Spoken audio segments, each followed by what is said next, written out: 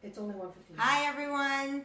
It's almost 2 o'clock and we're just going to get started now because we're so excited to get started with you today.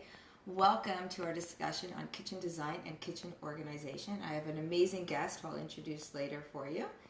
And I think we'll just get right into it. But if you do have any questions, please just type them in, and Diane, my lovely videographer, will be asking the questions and interrupting me as she needs to. Secondly, if you would love to help us out, maybe you could like and share this into your video feed or into your Facebook page or whatever, and then that way more people can watch it and benefit from it. Okay, I'm going to get right into it. So my name's Revi Mula, company's Monaco Interiors, and we do probably about 6 or 8 full-on kitchen renovations a year with our different contracting teams. And designing kitchens is one of my favorite things to do because I love to be in my kitchen. And I have a gigantic kitchen for the size of my house because I do love to cook, and my husband agreed with me that I deserved a good space to do it in. So I think right away that's one of the things that you should be talking to your designer about when you're sitting down with your designer and you're designing your kitchen. A lot of the time people just kind of let the designer do whatever they want. But the truth is, your designer doesn't live in your house, doesn't have your family dynamic, and doesn't use your kitchen the way you do. So talking to your designer and giving them as much information as you can is really, really important. So some things that your designer needs to know. Your designer needs to know what your favorite thing is to cook. Where do you spend all of your time in your kitchen? Are you chopping lots of stuff? Are you baking lots of things? What is it that you're doing in your kitchen that you enjoy? And how many cooks are there in your kitchen? Is it you and your husband side by side? That's not how it is in my house. But, who's cooking in the kitchen? My kids help me a lot, so I need space for my kids to work and my kids to help me out. And how much fridge space do I need? Could I do a narrow 24-inch depth, counter depth fridge like I did here? Or do I actually really need an extra deep, extra large fridge for my home? And what about seating? Like, we don't have a kitchen table in our kitchen. We have a bench, which is a really great place to have coffee, and we have seating at our island. But we didn't see the need for a kitchen table because we use our dining room all the time for every dinner. So these are the types of things that you should be relaying to your designer. You should also be talking about budget. Budget's very, very important. And any concerns you have over things like materials, quartz versus granite versus quartzite, what your habits are. If you're the type of person that pulls a hot pot out of the oven and puts it directly on your countertop, if your designer can't talk you out of doing that, then maybe she can at least find a countertop that won't get destroyed if you do. And then things like dirty little fingers. So white kitchens are really great, but I'm a working mom. I work countless hours a week. I have 9.5-year-old twins. I have a dog. I have a husband. We have guests all the time. And running around and cleaning my white kitchen isn't always something I can do on a regular basis. So I chose black because it went with my design aesthetic, the way I sort of wanted to feel in my kitchen. I wanted a bit of a bistro feeling. But other people really want white, so you have to remember that if you do want that white kitchen, the finish has to be perfect, and you have to be able to get the ice cream claws off of it whenever your kids are running around. So all of your lifestyle choices really do play in to creating a kitchen, and those are all the things that you need to relay to your kitchen designer. It has to be a super honest conversation. Basic principles of kitchen design. So you could probably Google that and get 1,000 different answers. The best answer I can give to you is your spaces need to be close together, right? So I have a sink over here, I have my stove in the middle, and over here I have my fridge. And this is my space. I'm lucky enough to have a second sink in my island as well. Not everybody does. But this is my prep zone. And then I have all of my necessities really close to me. My dishwasher right next to my sink. You want to make life in your kitchen easy. When you're rushing at 5 o'clock to get dinner ready for your kids, or 6:30 whenever you get home, you don't need to be running around, like a marathon around your kitchen, going from one end to the other just to get stuff ready. So keeping things tight, there's this sort of triangle that people like to use in a kitchen, but that doesn't really work for a galley kitchen so well. So for my straight kitchen, this was the best way that I could do things. And also, I use my oven. Diane, if you could come over here for a minute. I use my oven all the time because I'm a big cook. right? And so I need things next to my oven. I've got a spice drawer. It's a little messy, but I've got a spice drawer over here. And then over here, I have another pull-out. All my olive oils, and vinegars are at the bottom. And at the top is, surprisingly enough, coffee things. Coffee, sometimes tea, sugar, honey, all the things I need for coffee. Because coffee is the most important thing in our household. Because we have 9.5-year-old twins. And so this is our coffee station. I have my mugs here. I have spoons in this drawer. In the morning, it's right here. The milk's in the fridge. I don't have to go really far to get that first cup of coffee, which is necessary for me to be a good parent. And then another thing that was really important to me was baking. I love to bake. If you take a look at my profiles, at my personal profiles, you'll see that I bake really great cakes for my kids for their birthdays, and we're always baking. My son makes homemade waffles. And so baking had become a really big part of our kitchen, and so I created a baking station, which I will show you. So this is my baking corner, and it's a baking corner because my bench is right here, and my kids can sort of crawl up on the bench, and I can stand next to them. And all of my baking supplies are very conveniently located in this corner. Isn't that awesome? No more getting on your hands and knees to pull stuff out of the dead space in this cupboard, right? These are amazing products. So I have a top one and a bottom one, and all of my baking happens right here. And I think if you relate to your designer why you're in your kitchen, how you function in your kitchen, and the different things that you're doing in your kitchen, then your designer will be able to create a space that is actually worthwhile for you, that you're not going to feel awkward in, that you won't, like I said before, have to run a marathon around just to get things into the garbage can. You want a space that you're going to be able to use every day. If you hear a dog bark, that's my puppy Charlie, and we've left him in the other room and he's angry. So, well, that's what happens when you go into a designer's house and she has a dog named Charlie, right? So that's my baking station, and everything in my kitchen was set out really, really well before I created it. I made sure I had space for 4 people at my island.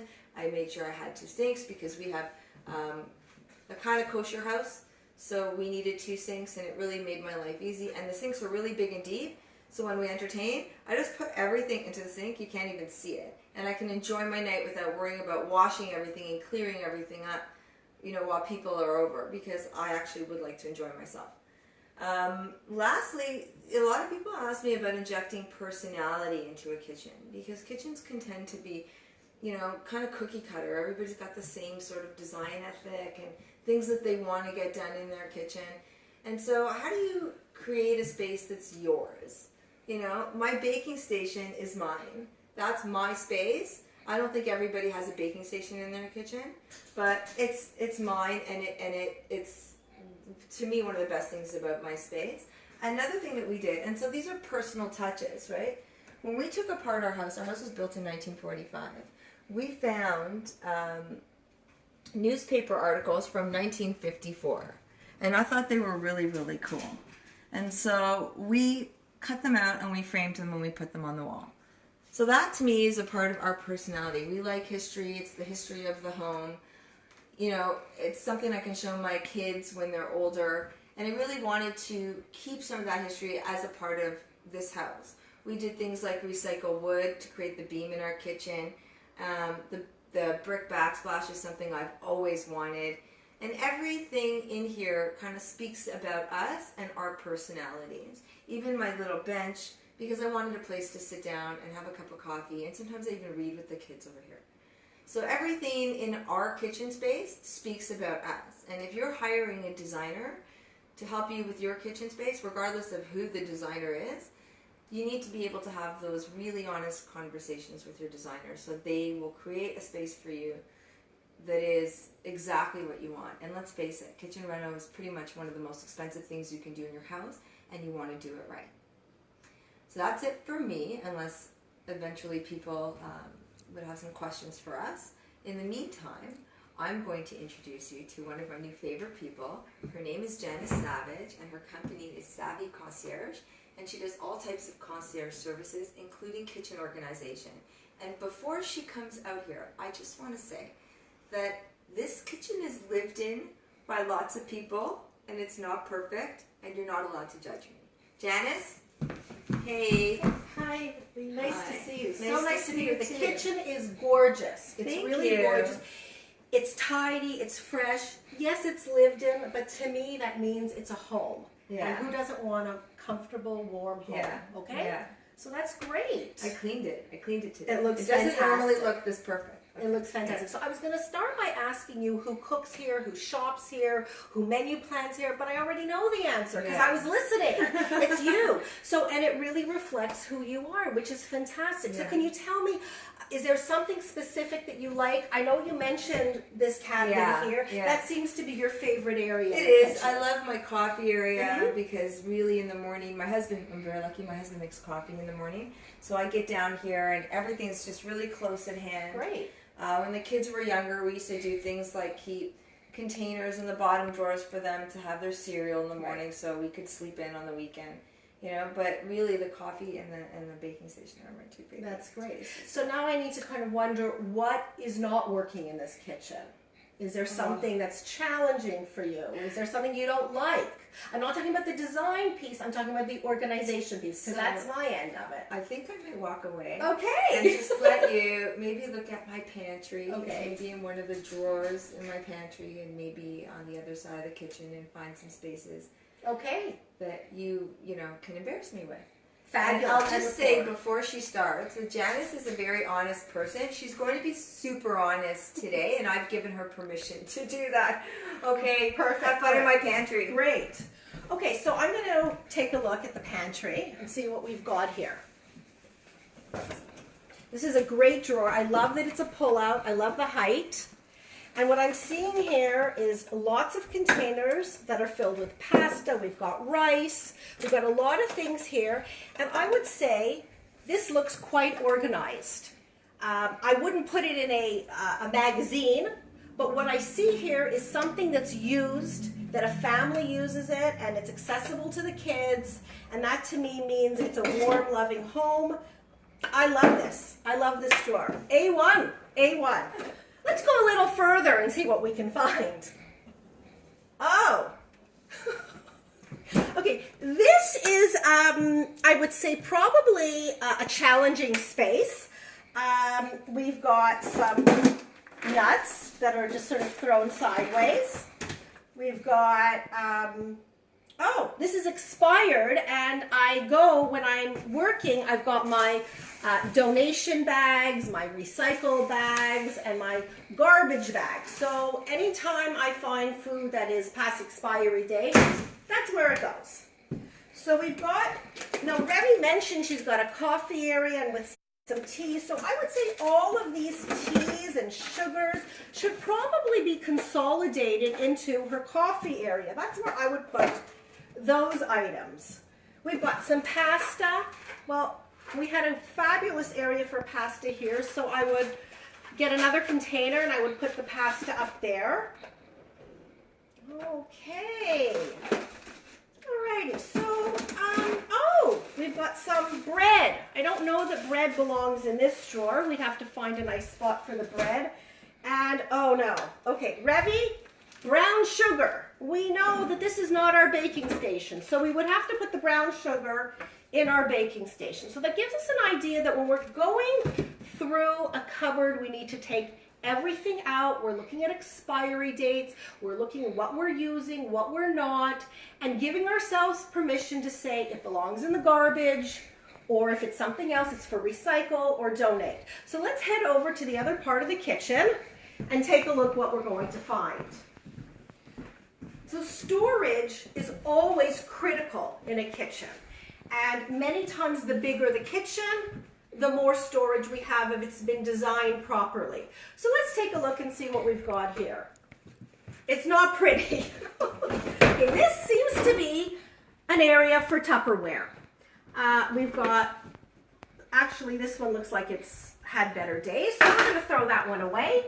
We've got lots of bottoms. And I'm wondering if we even have covers for some of these. So what I do when I'm looking at a drawer like this is I take everything out and I see what matches. And then I'm looking to see, well, maybe it's for recycle. Maybe it's broken and it's for garbage. That's the methodology for doing a lot of this organizing in the kitchen. So we would really need to go through all of this and see we have a lot of covers, and see what really goes with what.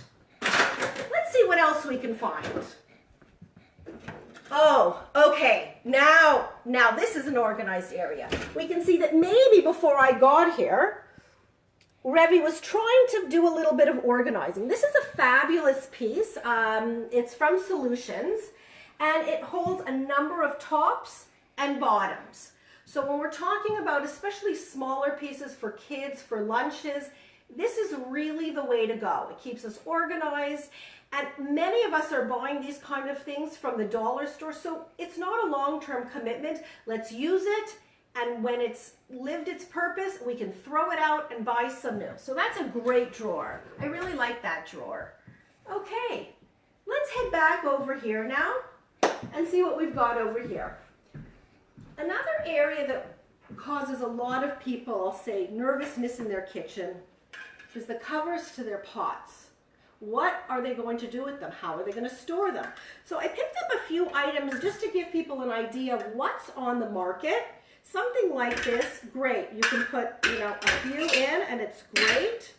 This is also something fantastic. Line it up. And even something like this. These are all purchased from either IKEA or Solutions, which are fabulous stores to go in and take a look. So that gives you an idea, especially when there's an area that you find difficult or challenging, then many times there is something that's on the market that can help you alleviate that stress. So I think that's those are the three areas that I really wanted to point out. I love Revi's kitchen, and what is very special to me, it's not just the functionality of a kitchen, because we eat here, we prepare here, it's also, it needs to be organized, and then there's the other side of it, comfort. This is a kitchen, probably like most of our kitchens, where people come together. They talk, there's a comfortable area, maybe you have that to sit, have a coffee, chat with your spouse, your kids, your friends. So comfort is very important in addition to functionality, which is something, of course, Revi as a designer can bring in. Revi, come on, join me over here. Well, my kids empty the dishwasher. I'm just putting that out there. And that's why the Tupperware is like that? Yeah. Well, maybe we but could go through. I think you should come back and train my kids on how to put that stuff away. Maybe they'll listen to you. I would love the opportunity. I think everybody should just have Janice come over to their house and train the whole family. And if you have maybe not the mom that's taking care of the kitchen, but maybe you have a nanny or you have a cleaning crew that comes twice a week, maybe have Janice come and explain to them how to organize your kitchen, and then you don't have to worry about emptying the dishwasher because everyone knows where to put everything. That's why I always begin with who's doing the work, who's preparing, because that's the person that the kitchen has to function for, and that's very important. Yeah, especially I know you're a mom of 4 kids, so you've probably been organizing your house for a lot longer than I have. I have. Yeah. So I just wanted to, I noticed that Janice has something on her website for a download. Maybe you could show everybody. Right. So I prepared this. If you go to savvyconcierge.ca, it's savvy with 2 V's. I've got 7 savvy steps to declutter and organize your kitchen. And it's a little outline. It gives you an idea. This is part of a series. There's also decluttering and organizing your office that's coming, and other tips. Which are very beneficial, because what this does, and Revi can attest to it, is it creates less stress. When you can find the things you need, handy, easy, they're accessible, it takes the stress and the worry out of so much that's part of our daily lives. I have enough time finding my keys in the morning, so. That's something we can continue to talk about. We should. So guys, just a quick question. Christy loves your baking station. Oh, thanks, Christy. And Morale loves your kitchen and loves your idea, Janice. Thank you. Thank you very much. So I guess we're done for the day. I want to thank everybody for watching. Tune in the next time we do something else fun and educational. And please don't forget to like and share. And if you want further information, we're at monacointeriors.ca, and we hope to speak to you soon. Thanks, and have a great day.